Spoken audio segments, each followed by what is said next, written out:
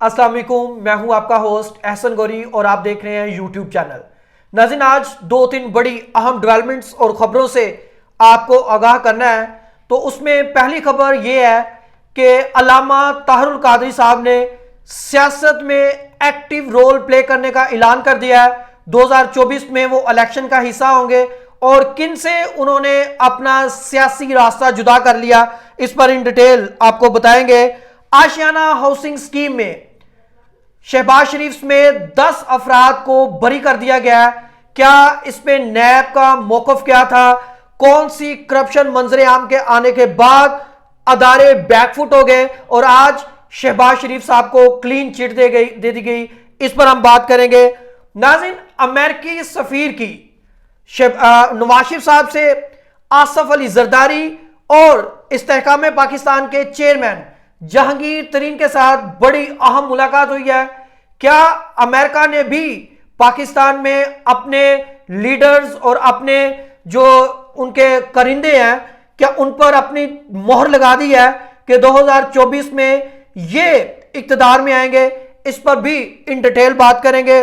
दूसरी तरफ नाज़रीन, general Asim Munir army chief पर जो एक बयानिया, उनके खिलाफ जो एक बयानिया सेट किया जा रहा है, कौन सी पार्टी इसमें एक्टिव रोल प्ले कर रही है, इस पर भी हम इन डिटेल बात करेंगे।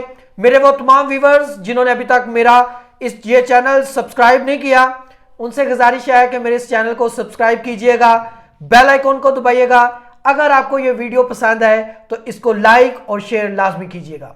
तो नाज़रीन, जो हम पहली खबर आपके साथ शेयर करने जा रहे हैं वो मिलिट्री कोर्ट्स पर है, क्योंकि कहा यह गया, क्योंकि गुज़श्ता रोज जो एक फैसला सामने आया था कि फौजी अदालतों को क़याम ज़रूरी है, क्योंकि तमाम ऐसे केसेस और दहशत गर्दी के केसेस जो ज़ेरे इल्तवा हैं, उनका फैसला करना जो है वो अभी बाकी है और उनका फैसला करने के लिए ज़रूरी है कि जो फौजी अदालतें हैं उनका क़याम अमल में आ सके।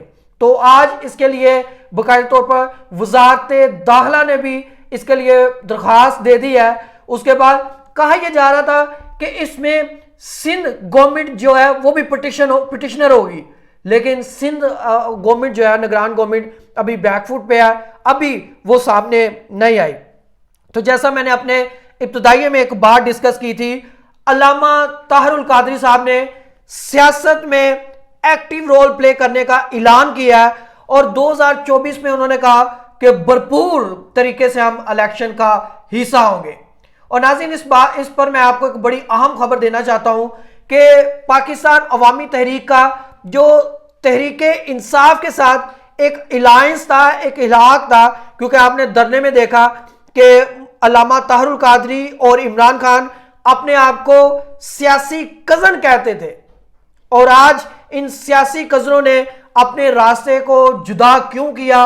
नाज़रीन, ये बड़ी इंपॉर्टेंट बात है, क्योंकि जो गुज़श्ता रोज एक मीटिंग हुई जनरल आसिम मुनीर के साथ, आर्मी चीफ ने तमाम मुख्तलिफ मसालिक से तल्ले रखने वाले उलमा से बात की और उनको कहा कि आप पाकिस्तान के लिए एक मुस्बत रोल प्ले करें ताकि पाकिस्तान इस्तेहकाम पाए और आगे बढ़े और पाकिस्तान तरक्की की मनाजिल तय करे।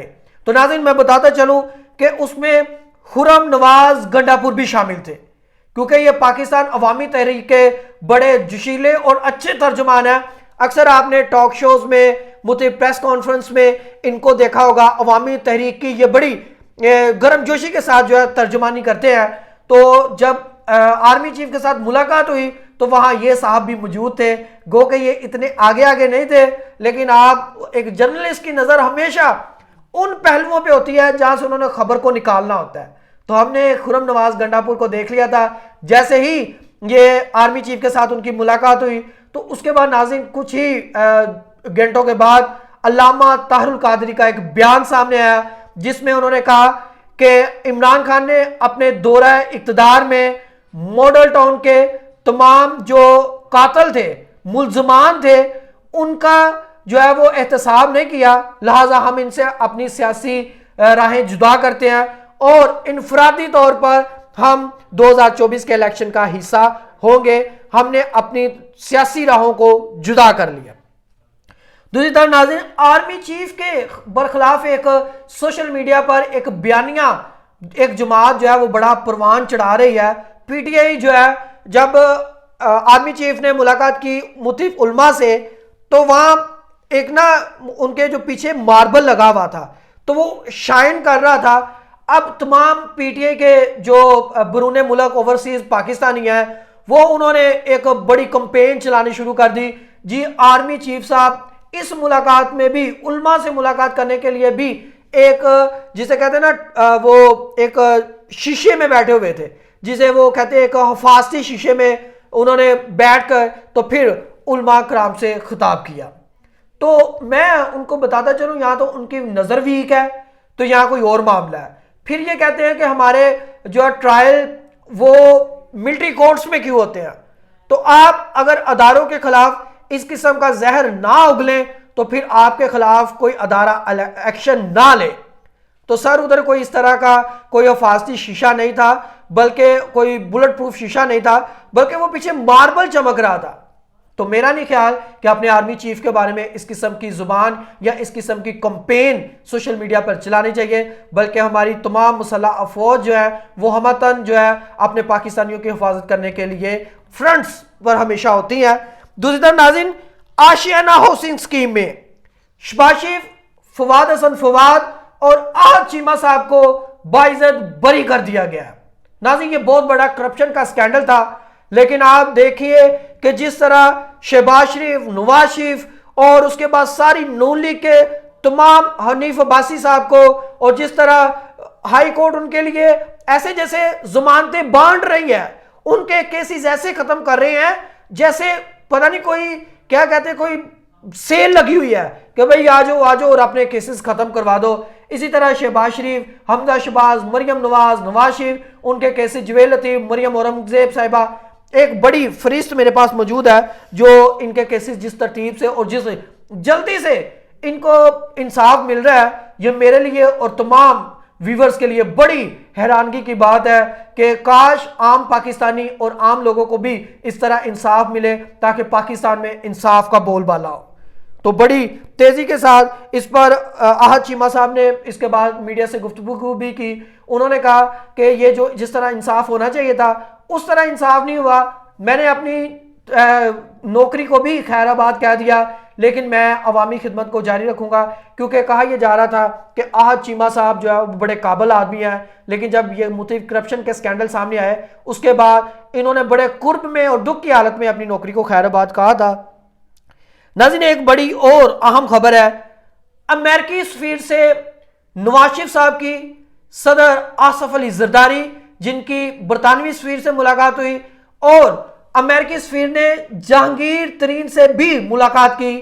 یہ ملاقات کیوں کی گئی, کس پس منظر میں کی گئی, یہ بڑا جو ہے وہ انٹرسٹنگ ہے کہ جو تمام ہم لوگ ہیں جو عام سیاسی جو ہے وہ فہم رکھنے والے اور سیاسی طور پر بڑے باشعور ہیں, وہ لوگ اس بات کو اس طرح لے رہے ہیں کہ جیسے امریکہ نے اپنے جو ان کے نمائندے ہیں ان کو چوز کر لیا ہے کہ فیڈرل میں نواز شریف صاحب ہوں گے, جہانگیر ترین کی پارٹی پنجاب میں جو ہے وہ گورنمنٹ بنائے گی, سندھ میں آصف علی زرداری کے گورنمنٹ جو ہے وہ بنائے گی. اسی طرح یوسف رضا گیلانی سے بھی امریکی سفیر نے ملاقات کی. تو میں جس طرح عمران خان ایک بات کرتے ہوتے تھے کہ کون ہوتے ہیں یہ امریکنز یا دوسرے کہ وہ ہمارے ملک میں آ کر اس قسم کے فیصلے کریں. ہم امریکہ کے ساتھ تعلق رکھنا چاہتے ہیں لیکن برابری کی بنیاد پر, نہ کہ وہ ہمیں آرڈر کرے اور نہ کہ وہ ہمیں غلام سمجھے کہ جیسا ہم کہہ رہے ہیں ویسا کرے. تو آج جس طرح اس کے بعد امریکی سفیر کے ساتھ ملاقات کے بعد جو پریس ریلیز سامنے آئی, اور اس میں بڑی حیرانگی کی بات تھی کہ پریس ریلیز میں کہا گیا کہ امریکی سفیر کو یہ بات برآور کروا دی گئی ہے کہ 2024 میں مسلم لیگ نون اقتدار میں آئے گی اور آپ اس مسلم لیگ نون کے نمائندے کو سپورٹ کریں اور ہم عوامی منگوں کے ترجمان ہوں گے. میری بات سنیں, 2024 کا الیکشن ابھی ہو گیا, اس کے ریزلٹ سامنے آ گئے ہیں. آپ نے کس طرح یہ تعین کر لیا کہ آپ ہی اقتدار میں آئیں گے؟ آپ نے کس طرح ایک غیر ملکی سفیر کو اس بات کا جو ہے وہ کنفرم کر دیا کہ آپ ہمارے ساتھ تعاون کریں تاکہ ہم جو ہے عوامی خدمت کر سکیں. تو یہ میرے لیے بڑی حیران کن بات تھی کہ ایک وہ شخص جو کنوکٹڈ ہے, جو کرپشن کیسز میں انوالو ہے, اس کو سزا یافتہ ہے, وہ 3-4 سال بھگوڑا رہا ہے, وہ پھر اب پاکستان واپس آیا ہے. تو کس طرح آپ اس بات کو امیجن کر سکتے ہیں, یا کس طرح اس بات کو اتنا پروٹوکول, جیسے برطانوی ہائی کمشنر نے جب وہ لندن سے پاکستان آئے ادھر سے اس کو سی آف کیا, پھر کمشنر لاہور نے ان کو ایئرپورٹ سے ریسیو کیا, بادشاہی مسجد سے ایک پروٹوکول کے ذریعے ان کو منار پاکستان لایا گیا. تو یہ میں حیران ہوں کہ جن لوگوں کو کرپشن کیسز میں, جو کرپشن کے مافیا ہیں, جن کو سسیلین مافیا, گاڈ فادر جیسے لقبات دیے گئے عدلیہ کی طرف سے, اور اب وہ ان کے اوپر, ان کے سر کے اوپر اقتدار کا تاج سجایا جا رہا ہے. میں بھی ان کو سارا مراد ملنی چاہیے, لیکن وہ پہلے اپنے کرپشن کیسز سے تو جو ہے وہ بری ہو جائیں. اس سے پہلے ہی سارا کچھ, اس سے پہلے انہوں نے ایک گورنر ہاؤس میں ایک میٹنگ چیئر کی, وہ بھی بڑی حیرانگی کی بات تھی. تو میں حیران ہوں کہ پاکستان میں کس قسم کا نظام ہے. اگر ہم عدلیہ کی طرف دیکھیں تو نون لیگ کو انصاف بڑی سپیڈ سے مل رہا ہے.